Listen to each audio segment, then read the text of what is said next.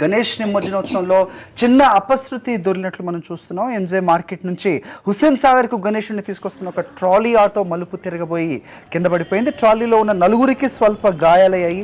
ఒక యువకుడు స్పృహ కోల్పోవడంతో అతని సమీపంలో ఉన్న నాంపల్లి కేర్ హాస్పిటల్కు తరలించారు. మనం విజువల్స్ చూస్తున్నాం. చాలా ప్రమాదకరంగా పడినప్పటికీ నలుగురు స్వల్ప గాయాలతోనే బయటపడడం అనేది అదృష్టం అని చెప్పాలి. దాంట్లో ఒకళ్ళని కేర్ హాస్పిటల్కి తీసుకెళ్ళినట్టుగా సమాచారం ఉంటుంది.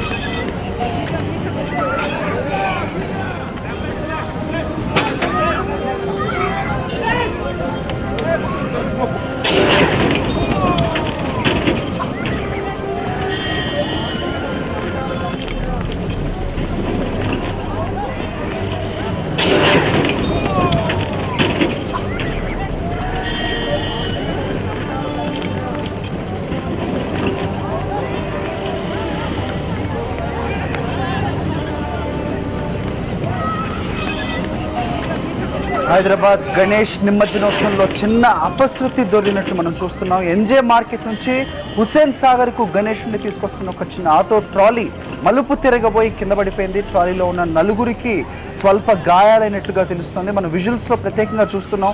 సాక్షి ఎక్స్క్లూజివ్ విజువల్స్ చూపిస్తుంది. ఎంత అంటే కొద్దిగా స్పీడ్గానే వచ్చినట్టు మనం గమనిస్తున్నాం ఆటో ట్రాలీ. సో ఎంతైనా అప్రమత్తంగా ఉండాల్సిన, జాగ్రత్తగా ఉండాల్సిన అవసరం ఉంది. సో ముఖ్యంగా ఎంజే మార్కెట్ కొద్దిసేపట్లో రద్దీగా అవుతుంది. ఇలాంటి చోట్ల కొంచెం జాగ్రత్త వహించినట్టయితే కనుక ఇలాంటి ప్రమాదాల నుంచి దూరంగా ఉండొచ్చు. ఈ సంఘటనలో నలుగురికి స్వల్ప గాయాలయ్యాయి.